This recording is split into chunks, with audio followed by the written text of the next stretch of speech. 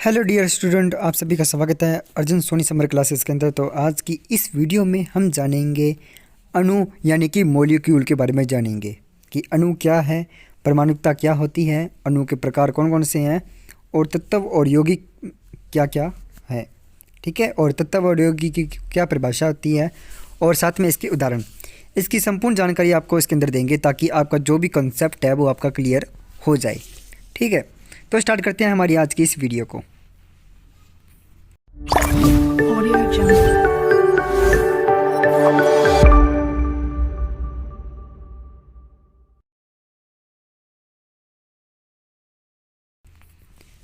तो सबसे पहले हम जानेंगे कि अणु क्या है।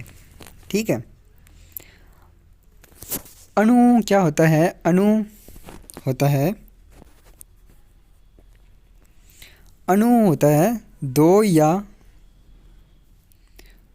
दो से अधिक परमाणुओं का समूह होता है जो रासायनिक बंध द्वारा या प्रबल आकर्षण बल द्वारा आपस में जुड़े होते हैं, उससे अपने बोलते हैं अणु।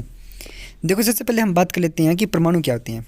ठीक है, परमाणु होते हैं कोई भी पदार्थ की छोटी से छोटी इकाई जिसे और आगे विभाजित नहीं किया जा सकता है। ठीक है, किसी भी रासायनिक विधि द्वारा या फिर भौतिक विधि द्वारा और आगे विभाजित नहीं किया जा सकता, उस पदार्थ के सूक्ष्म इकाई को अपने बोलते हैं परमाणु। यानी सिंपल भाषा में कहें तो परमाणु क्या होता है, अगर कोई भी पदार्थ है उसकी छोटी से छोटी इकाई को बोलते हैं। ठीक है, और परमाणु क्या होता है, लगभग इस तरह से गोल होता है। ठीक है, कैसे होगा, इस तरह से गोल होगा। इसको मैं दर्शाने के लिए इसको थोड़ा सा मैं आकार बड़ा कर रहा हूँ ताकि आपको समझ में आ जाए। जैसे मान के चलिए ये परमाणु है कोई रेड कलर का और ये दूसरा परमाणु है। जब ये दो परमाणु क्या होते हैं, किसी रासायनिक बंध द्वारा आपस में इस तरह से जुड़े होते हैं। ठीक है,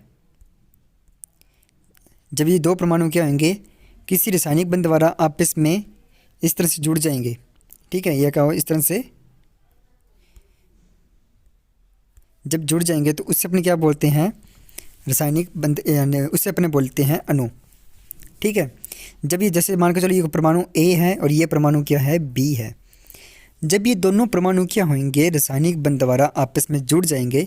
ठीक है, या फिर ऐसे बोल सकते हैं जब इन दोनों के मध्य प्रबल आकर्षण होता है, यानी जब एक दूसरे को खींच रहे होंगे। ठीक है, तो उससे अपने बोलते हैं अणु।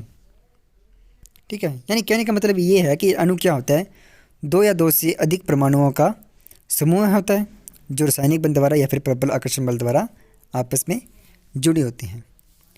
आई होप दैट कि आपको यहाँ तक समझ में आ गया होगा।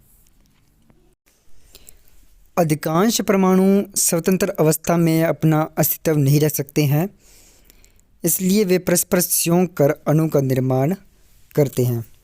इस कथन का तात्पर्य क्या है, ये कहना चाहता है कि कुछ जो परमाणु होते हैं वो अपना स्वतंत्र अवस्था में अस्तित्व रख सकते हैं, यानी कि यहाँ पे जो है वायुमंडल में वो क्या रह सकते हैं, बिना अणु बनाए, यानी बिना किसी अन्य परमाणु के साथ जुड़े रह सकते हैं। जैसे अपन बात करें, जैसे ये परमाणु है और ये परमाणु कौन कौन से होते हैं, जैसे हीलियम, नियॉन, आर्गन, जिनॉन। ठीक है, ये चार प्रकार के ऐसे परमाणु हैं जो किसी अन्य परमाणु के साथ नहीं जुड़ते और अपना बिना जुड़े यानी क्या कर सकते हैं, अपना अस्तित्व बना सकते हैं। ठीक है, क्या कर सकते हैं, यानी इन परमाणुओं के जो ये तत्व हैं, हीलियम, नियॉन, आर्गन और जिनॉन, ये किसी अन्य परमाणु के साथ जुड़े बिना अपना अस्तित्व रख सकते हैं। लेकिन जैसे कुछ परमाणु हैं, जैसे मैंने बात करें सोडियम, क्लोरीन, ठीक है, और हाइड्रोजन बात करें, ऑक्सीजन हो गए। अब ये क्या कर सकते हैं, इनके जो परमाणु होते हैं ना वो किसी अपने जैसे परमाणु के साथ या फिर किसी अन्य परमाणु के साथ जुड़ के क्या करते हैं, अपना अस्तित्व बनाते हैं। ठीक है, यानी क्या कहें, इसका कहने का मतलब क्या है, ये इनके जो परमाणु है ना वो किसी अन्य परमाणु के साथ जुड़ेंगे और अणु का निर्माण करेंगे, तभी वो अपना अस्तित्व बना पाते हैं। ठीक है, अब जैसे यहाँ पे इसमें लिखा भी हुआ कि एक अणु का स्वतंत्र रूप में अस्तित्व हो सकता है, यानी वो अगर एक परमाणु है किसी अन्य परमाणु के साथ जुड़ के अगर अणु बना लेता है तो वो स्वतंत्र रूप में यहाँ पे रह सकता है वायुमंडल के अंदर। तो अणु क्या होता है, किसी भी तत्व या यौगिक का एक सूक्ष्मतम कण होता है। कोई भी यौगिक है, कोई भी तत्व है, जैसे अपनी बात करें Fe, आयरन के कण की बात कर रहे होंगे, जैसे एक लोहे का कण, तो लोहे का कण का मतलब क्या होगा, उसके अणु से होगा। यदि अपने बात करते हैं चीनी का कण, तो उसका मतलब क्या होगा, उसके अणु से होगा। ठीक है, आई होप दैट कि आपको यहाँ तक समझ में आ गया होगा कि अब अगर अपने किसी भी सूक्ष्मतम कण की बात करते हैं तो उसका मतलब, उसका तात्पर्य क्या होता है कि हम उसके अणु की बात करते हैं। अब हम जानते हैं परमाणुकता, कि परमाणुकता क्या होती है। किसी अणु में प्रयुक्त होने वाली परमाणुओं की संख्या को परमाणुकता कहते हैं। इसका कहने का मतलब क्या है कि किसी भी अणु के अंदर कितने परमाणु जुड़े हुए हैं, वो उसकी क्या कहलाती है, परमाणुकता कहलाती है। किसी भी परमाणु के अंदर या किसी भी अणु के अंदर कितने परमाणु हैं, वो उसकी क्या कहलाएंगी, परमाणुकता कहलाएगी। जैसे अपने बात करें हीलियम, नियॉन और आर्गन। अब ये क्या है, ये मैंने आपको बताया भी था कि इनके जो परमाणु होते हैं वो बिना अणु का निर्माण किए, यानी किसी अन्य परमाणु से जुड़े बिना अपना अस्तित्व रख सकती हैं। तो इसके परमाणु कितने होंगे, इसके अंदर एक ही परमाणु होगा, तो इसकी परमाणुकता कितनी होगी, एक एक। ठीक है, अब अपने बात करते हैं जैसे द्विपरमाणुक अणु। तो इनकी परमाणुकता कितनी होती है, इनकी परमाणुकता होती है दो। दो कैसी होती है कि अपने बात करते हैं जैसे ऑक्सीजन गैस। अब ऑक्सीजन गैस कैसे किससे मिलकर बनी होती है, दो ऑक्सीजन के परमाणु से मिलकर बनी होती है। क्लोरीन जो गैस होती है वो भी किससे मिलकर बनी होती है, दो क्लोरीन परमाणु से मिलकर बनती है। इसी प्रकार अगर अपने बात करें हाइड्रोजन, तो हाइड्रोजन कितने अणुओं से मिलकर बना होता है, वो भी हाइड्रोजन के दो परमाणु से मिलकर बना होता है।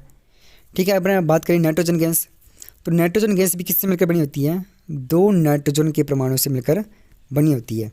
अब देखते हैं अपने हर जगह इसमें क्या है, दो दो परमाणु हैं, यहाँ पे भी दो परमाणु हैं तो इसकी परमाणुकता दो होगी, यहाँ पे भी दो परमाणु हैं तो इसकी भी दो परमाणुकता होगी, यहाँ पे भी दो परमाणु हैं और इधर भी क्या है, इसके दो परमाणु हैं, तो इस तरह से इसकी परमाणुकता कितनी होगी, दो। अब अपने बात करते हैं चतुर्परमाणुक अणु। अब इसकी परमाणुकता कितनी होगी, चार होगी। जैसे अपने बात करें कार्बन, कार्बन क्या करता है, अन्य चार कार्बन परमाणु के साथ जुड़ सकता है, तो इसकी कितनी होगी परमाणुकता, चार। फास्फोरस की भी कितनी होती है, चार होती है। अब अपने बात करते हैं बहुपरमाणुक अणु। अब इनकी परमाणुकता क्या होती है, चार से अधिक होती है, यानी जिन परमाणुओं की परमाणुकता चार से अधिक होती है उसे अपने क्या बोलते हैं, बहुपरमाणुक अणु बोलते हैं। जैसे अपने बात करें सल्फर। अब सल्फर क्या कर सकता है, अपने साथ पाँच या फिर पाँच से अधिक परमाणुओं को एक साथ जोड़ सकता है, तो इसकी परमाणुकता क्या है, 8 है। ठीक है, अब अपने बात करते हैं अणु के प्रकार। अणु के प्रकार की बात करें तो अणु कितने प्रकार के होते हैं, मुख्यतः दो प्रकार के होते हैं। अणु कितने प्रकार के होंगे, मुख्यतः दो प्रकार के होते हैं। एक तो होता है तत्व, जिसे अपने इंग्लिश में बोलते हैं एलिमेंट, और एक होता है यौगिक, जिसे अपने इंग्लिश में क्या बोलते हैं, कंपाउंड। अब अपने जानते हैं सबसे पहले तत्व के बारे में कि तत्व क्या होता है। तत्व यानी एलिमेंट, जब अणु दो या दो से अधिक समान भौतिक व रासायनिक प्रकृति के परमाणु से निर्मित होता है तो उसे तत्व कहते हैं। जैसे कि आर्गन, हीलियम धातुएं, ऑक्सीजन गैस और ओजोन। कहने का मतलब ये है, जैसे मान के अपने पहले बात कर चुकी हैं कि अणु किसे कहते हैं। थोड़ा सा मैं बड़ा कर लेता हूँ ताकि आपको समझ में आ जाए। हम सभी ये जान चुके हैं अणु किसे कहते हैं, जब एक परमाणु, जैसे मान के चलते हैं परमाणु है, ठीक है, मैं आप दो एग्जाम्पल बना रहा हूँ। जैसे ये परमाणु हो गया और ये भी क्या है, एक परमाणु है। ठीक है, जब एक परमाणु किसी अन्य परमाणु के साथ जुड़ता है, ठीक है, या अन्य परमाणु के साथ जुड़ता है तो क्या किसका निर्माण होता है, अणु का निर्माण होता है। हम ये पढ़ चुके हैं। और ये इसके मध्य क्या है, रासायनिक बनता है, जो ब्लू कलर की लाइन है। ठीक है, अभी यहाँ पे क्या बन गया, अणु बन गया। अब जैसे बात करें अगर अपने ये जो परमाणु है, ये वाला जो परमाणु है और एक ये वाला जो परमाणु है, यदि इनकी भौतिक और रासायनिक प्रकृति क्या है, समान है। भौतिक और रासायनिक प्रकृति का समान होने से मतलब क्या है कि इसका भी जो है, ये जैसे मैंने ये वाला परमाणु है, मैं पहले इसको नाम दे देता हूँ ताकि आपको समझ में आ जाए। जैसे इसका नाम है ए और इसका नाम है बी। अब जैसे मान लो ए परमाणु है और जो ये बी परमाणु है, यदि ए परमाणु की क्या है, जैसे मान के चलते हैं, यदि ए परमाणु का द्रव्यमान कितना है 5 है, तो बी परमाणु का भी द्रव्यमान कितना होना चाहिए अगर 5 है। ये 20 किलो का, अगर ये भी 20 किलो का है, और ये भी परमाणु की रासायनिक प्रकृति एक जैसे, इसकी रासायनिक प्रकृति अलग है और इसकी रासायनिक प्रकृति क्या है, एक जैसी है। यानी इन दोनों की रासायनिक प्रकृति क्या है, एक जैसी है। ठीक है, और ये दोनों क्या है, दिखने में बिल्कुल एक जैसे दिखाई दे रहे हैं। यानी कहने का मतलब ये है, इसकी भी रासायनिक और भौतिक प्रकृति और इसकी भी रासायनिक और भौतिक प्रकृति क्या है, दोनों की एक जैसी है। क्या है, एक जैसी है। तो ऐसे परमाणु तो तब अपने क्या कहते हैं, ऐसे अणु को अपने क्या बोलते हैं, तत्व बोलते हैं। ठीक है, मैं आशा करता हूँ कि आपको यहाँ तक समझ में आ गया होगा कि ऐसे अणु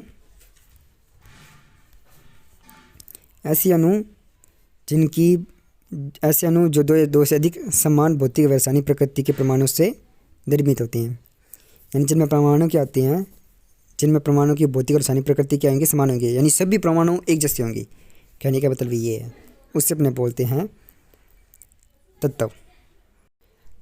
अब हम बात करते हैं कि यौगिक किसे कहते हैं, यानी कि यौगिक यानी कि कंपाउंड किसे कहते हैं।